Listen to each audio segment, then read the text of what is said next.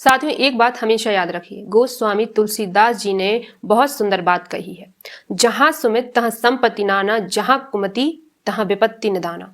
इसका अर्थ है कि जहां सही सोच और अच्छी बुद्धि होती है वहां सुख और संपत्ति आती है, और जहां गलत बुद्धि और गलत सोच होती है वहां परेशानियां बढ़ती जाती हैं। इसलिए आने वाले समय में सबसे जरूरी चीज है अपनी सोच को सही रखना, अपने कर्मों को सही रखना और धैर्य के साथ आगे बढ़ना।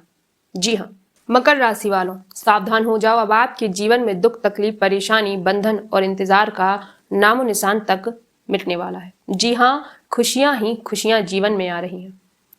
हम पूरे तरीके से देख पा रहे हैं, खुली आंखों से चीजें हमको दिख रही हैं। लेकिन एक समस्या है कि आपने लंबे समय से जो कष्ट सहे, जो बाधाएं और जो नेगेटिविटी सही है, उसकी वजह से आपके आसपास नकारात्मकता का मजबूत घेरा निर्मित हो चुका है, जो आपको वो देखने ही नहीं दे रहा जो आप देख सकते हैं और बहुत कुछ बदल सकते हैं। जी हाँ मकर राशि वालों, इस समय और काल पर आपकी कुंडली में बना है बुध आदित्य राजयोग। आपकी राशि का स्वामी शनि आपके तृतीय भाव में बैठकर आपके पुरुषार्थ को प्रबल कर रहा है, और नवम भाव में बैठे शुक्र पर पूरी दृष्टि पति पत्नी का बड़ा ही पवित्र शुभ योग बन रहा है। कुंडली में शुभ ग्रह योग इतने शक्तिशाली हैं कि वे आपको बड़ी से बड़ी मुसीबत से बाहर निकालने का सामर्थ्य रखते हैं। सप्तम भाव में बैठा गुरु, छठे में बैठा मंगल और अष्टम भाव में बैठा सूर्य बुध का राज योग बड़ा ही ताकतवर योग है। मकर राशि वालों, इसे इग्नोर नहीं करना है। बहुत सारी चीजें और भी हैं जो आपको हमें बतानी है, लेकिन इसके लिए पूरे धैर्य के साथ कार्यक्रम को अंत तक देखना होगा। बहुत कुछ आपको मिलने वाला है आने वाले 3 से 5 दिनों में। 3 बड़ी घटनाएं होने वाली हैं। जी हाँ, लेकिन कुछ गलतियां आपकी ही ऐसी होंगी जो हर एक शुभ घटना पर पानी फेर देगी। कहने का मतलब ये है कि कार्यक्रम को अंत तक देखेंगे तो बहुत कुछ हासिल हो जाएगा, और यदि आपने इसे इग्नोर किया तो बहुत कुछ इग्नोर कर जाएंगे। जी हाँ मकर राशि वालों, इस कार्यक्रम को बिल्कुल भी हल्के में मत लेना, क्योंकि इस कार्यक्रम में न केवल ज्योतिषीय आकलन, गणित उपाय, समाधान क्रिया हासिल है, बल्कि इसमें महादेव, माँ गौरी का आशीर्वाद और प्रेम भी शामिल है। जी हाँ, साथ ही हमारी साधना का बल भी इसमें समाहित है। कहने का मतलब ये है कि हम ये कार्यक्रम आपको आपकी देवी देवता की कृपा और आशीर्वाद से ही देखने को मिल रहा है।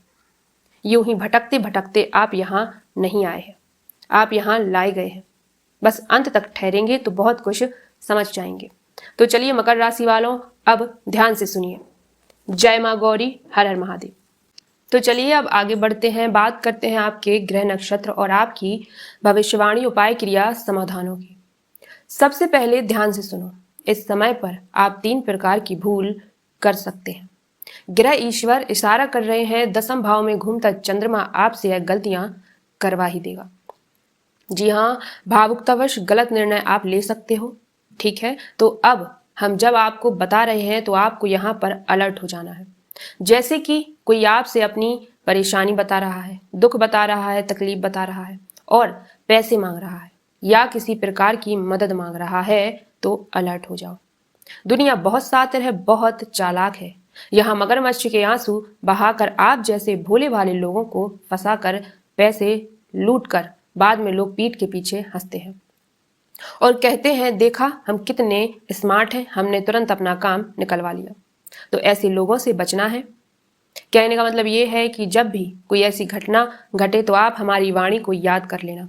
भावुकतावश निर्णय नहीं लेना, अपने बारे में सोचना है, दुनिया की दारी के ठेकेदारी नहीं करनी है। जी हाँ, अपने जीवन को देखना है। अभी हाल फिलहाल आपके लिए यही जरूरी है, हम बताते चले आ रहे हैं, यह बातें समझ लो, यह आपके लिए बहुत जरूरी है। कोई ऐसे नहीं बताएगा आपको।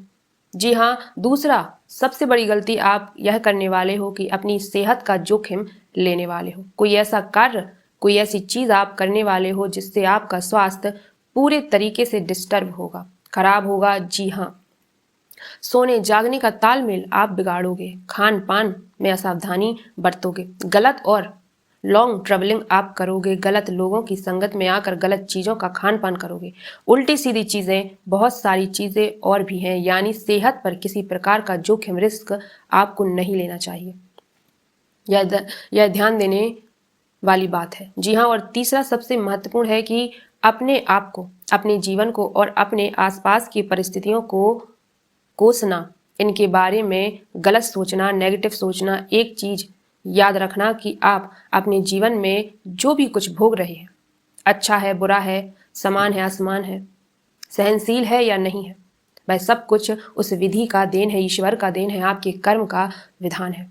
तो आपके सामने आया है, चाहे रोते रोते, चाहे हंसते हंसते काटो, कर्म तो काटना ही पड़ेगा। तो इसका मतलब ये हुआ कि यह ईश्वर की देन है और ईश्वर की दी हुई चीज़ों पर सवाल नहीं उठाए जाते। जी हाँ, जीवन मरण, यश अपयश, विधि हाथ, जो विधि ने दिया है उसे स्वीकार करना चाहिए। हमेशा पॉजिटिव रहना चाहिए। भक्त बनना है, भक्त की सबसे बड़ी पहचान यही होती है कि वह हर स्थिति में समान रहता है, हंसता रहता है, सकारात्मक रहता है और भविष्य के लिए आशावादी रहता है। अपने आराध्य पर, अपने इष्ट पर, अपने भगवान पर और अपने कर्म पर उसे पूरा दृढ़ विश्वास होता है। कहने का मतलब ये है कि मन में नकारात्मक भाव, विचार और वाणी पर नकारात्मकता भूल कर भी नहीं लानी चाहिए। बस इन सावधानियों को बनाकर रखो, बाकी सब आगे हम आपको समझा ही रहे हैं। इस समय और काल पर आपके जीवन में 3 प्रकार की शुभ घटनाओं के बहुत प्रबल योग है। पहली घटना, जैसे कि सरकार की तरफ से यदि किसी प्रकार की कोई अड़चन है, कोई बाधा है, कोई स्कीम है, योजना है, कोई विवाद है, कुछ भी, यानी गवर्नमेंट की तरफ से आपको राहत मिलने वाली है, तो ये बहुत बड़ी बात है। क्योंकि आप में से बहुत सारे लोग ऐसे हैं जो कोर्ट कचहरी के विवादों में, बहुत सारे लोग हैं जो लोन लेना चाहते हैं, बहुत सारे लोग हैं जो सरकार की तरफ से किसी प्रकार की एग्रीमेंट में है, किसी प्रकार के नोटिस चालान में फंसे हुए हैं, इन सब से मुक्त होना चाहते हैं। तो यह समय है कि आप, ग्रह अनुकूल है, सूर्य के साथ बुध का योग आपको इन चीज़ों से मुक्त करने में बड़ी मदद करेगा। तो यह पहली सबसे बड़ी राहत है जो आपको मिलने वाली है। दूसरा बहुत ही शुभ आपको जो है घटनाक्रम है, वो ये रहेगा कि कोई आपका अपना, जिसे आप बहुत प्रेम करते हैं, आप बहुत चाहते हैं कि वह भी बदले आपको प्रेम करे, आपका प्रेम आपको प्राप्त होगा, उसका मन परिवर्तन होगा, हृदय परिवर्तन होगा।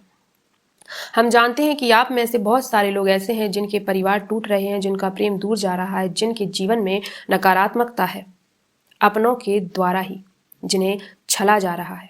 उनका अपमान, अपनापन जब आपको देखने को मिलेगा, यह बहुत अच्छी चीज है।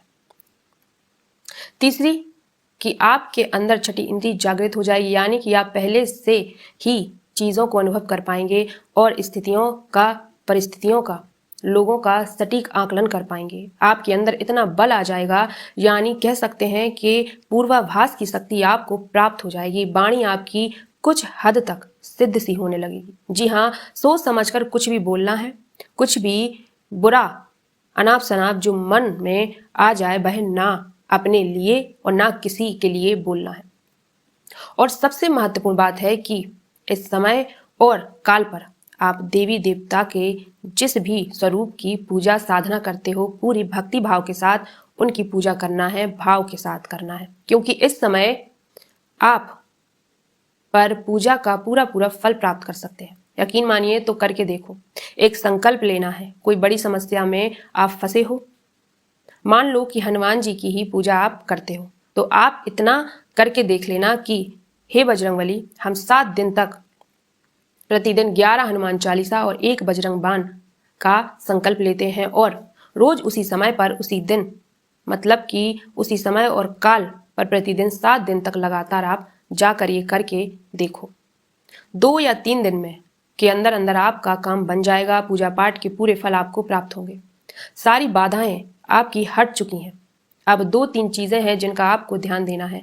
पारिवारिक वातावरण थोड़ा सा आपको नकारात्मक दिखाई देगा, भाई बहनों की तरफ से आपको निराशा होगी और परिवार में इससे बंटवारे को लेकर, अपने घर के बड़े बुजुर्गों को लेकर नकारात्मकता स्पष्ट दिखाई देगी। थोड़ा सा आपके साथ भेदभाव होता हुआ भी स्पष्ट आपको दिखाई देगा। साथियों, इस समय और काल पर आप अपने आप को अकेला महसूस करेंगे और अकेलेपन को आप इंजॉय करने लगेंगे। कुछ लोगों ने अपने जीवन में बहुत मेहनत और बहुत इंतजार किया है, तो कुछ लोगों को ऐसा लगेगा जैसे कि वे अब कहीं दूर भाग जाएं, एकांत में चले जाएं और बिल्कुल दुनियादारी से कट जाएं। फोन मोबाइल भी स्विच ऑफ करके देख रख दें और इस अकेलेपन का, खालीपन का, मौन का आनंद उठाएं। यह वही लोग हैं जिनकी चेतना अब जागृत होने लगी है।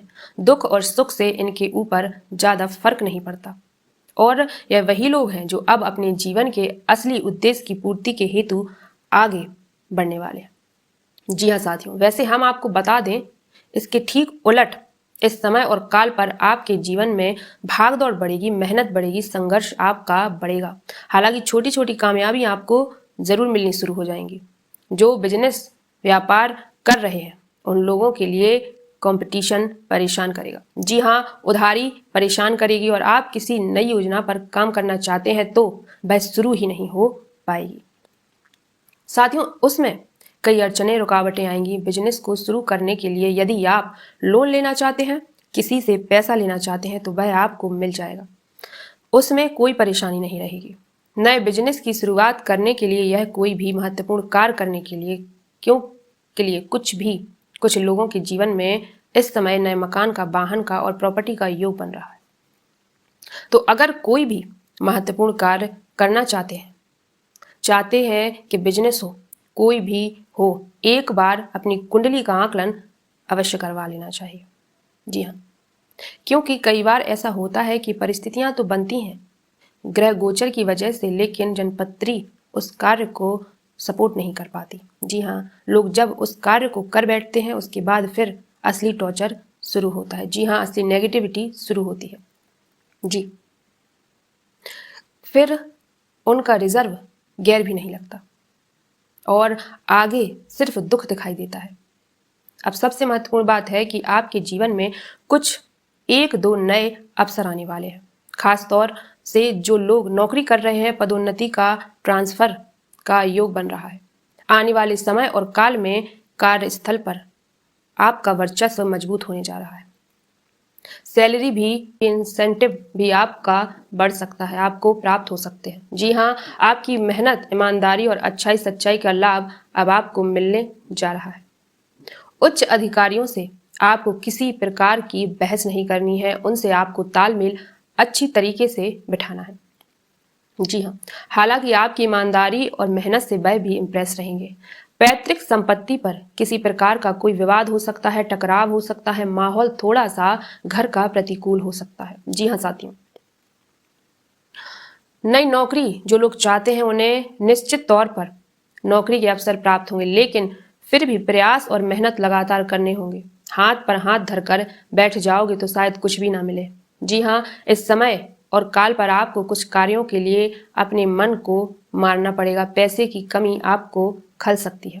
छोटी छोटी जरूरतों को पूरा करने के लिए भी आपको मन अपना खराब करना पड़ेगा, मन मारना पड़ेगा। इस समय और काल पर कुछ लोग आपकी व्यर्थ में आलोचना करेंगे, बिना मतलब में आपसे शत्रुता रखेंगे और आप खुद सोचेंगे कि आपने तो ऐसा कुछ किया भी नहीं है। जी हाँ साथियों, तब भी यह इंसान आपसे इतनी बुराई क्यों मान रहा है, लेकिन लोग करेंगे। हालांकि आप पर ऐसा कुछ भी असर नहीं होने वाला लोगों के लिए, लेकिन मन में कोई विचार तो नहीं रहेगा, पर नकारात्मकता आपको परेशान करेगी।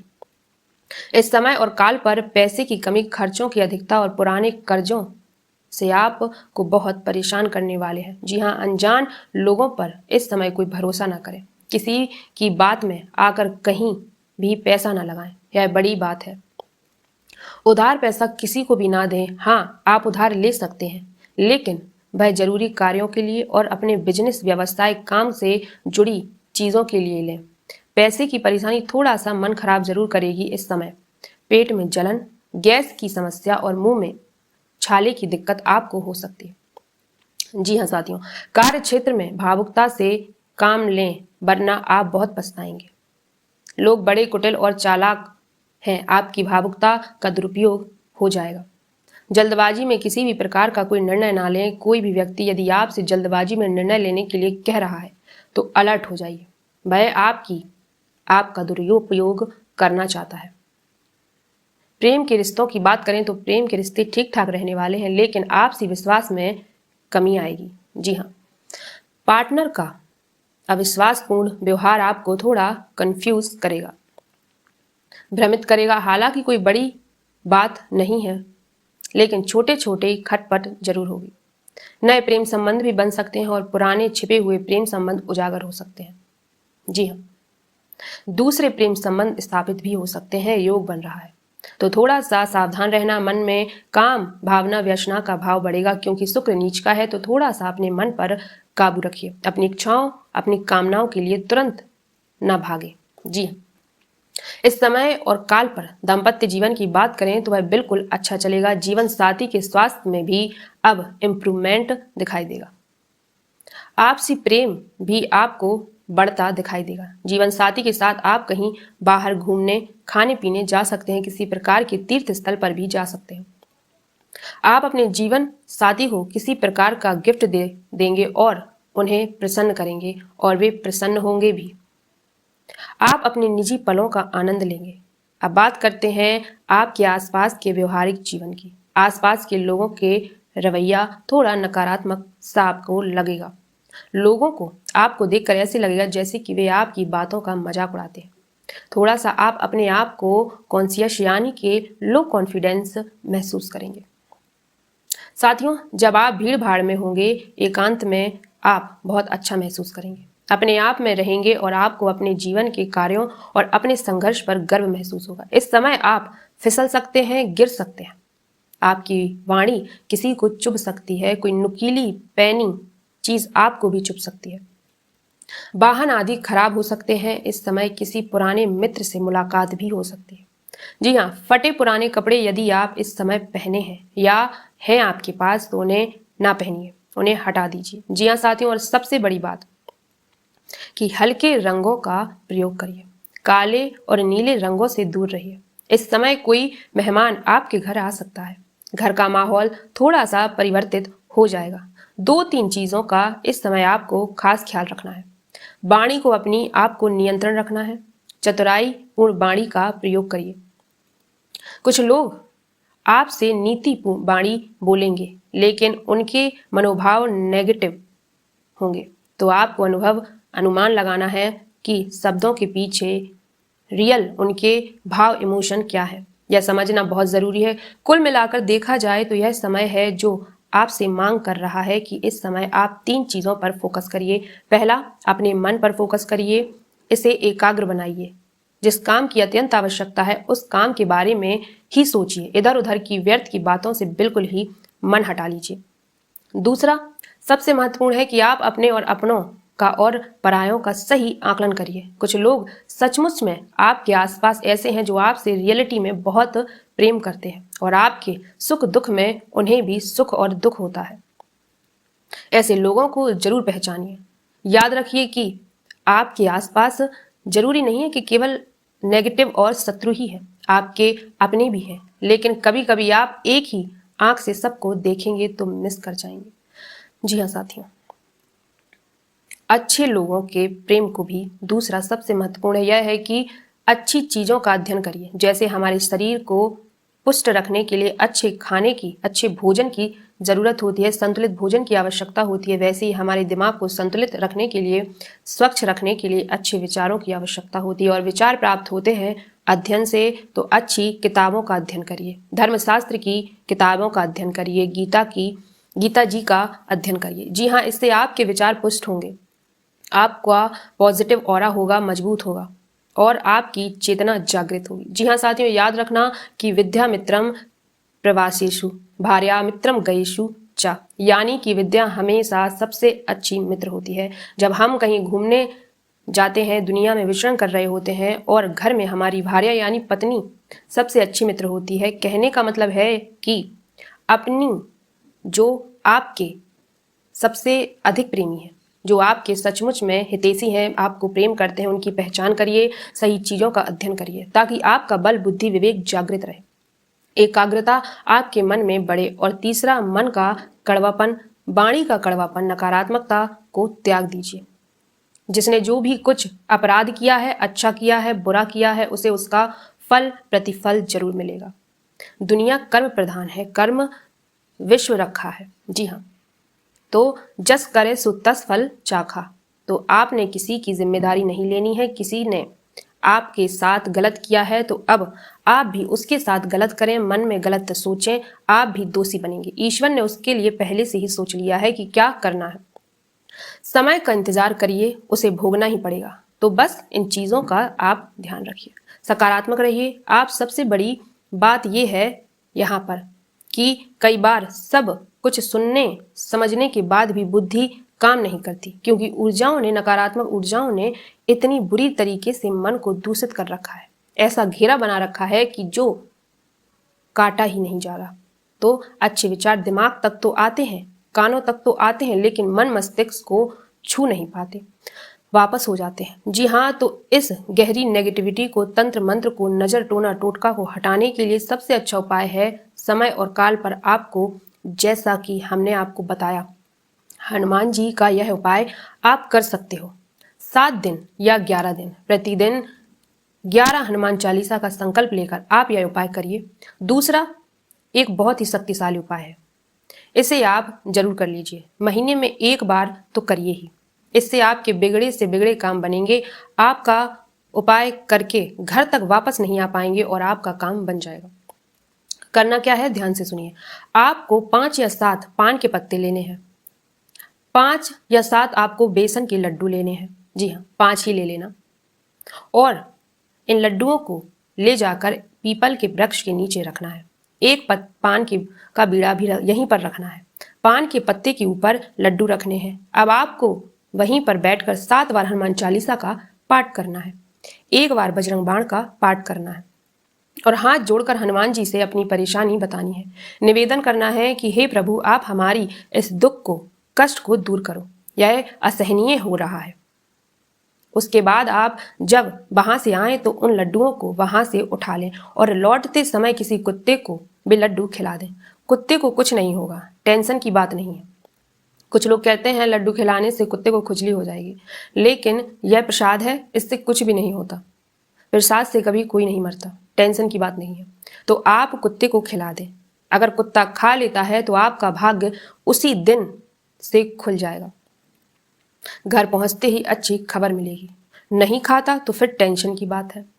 इस उपाय को फिर से दोहराना है। अगले दिन जब पीपल के वृक्ष के नीचे आप बैठोगे तो मिट्टी का दिया आपको सरसों के तेल से वहां प्रज्वलित करना है।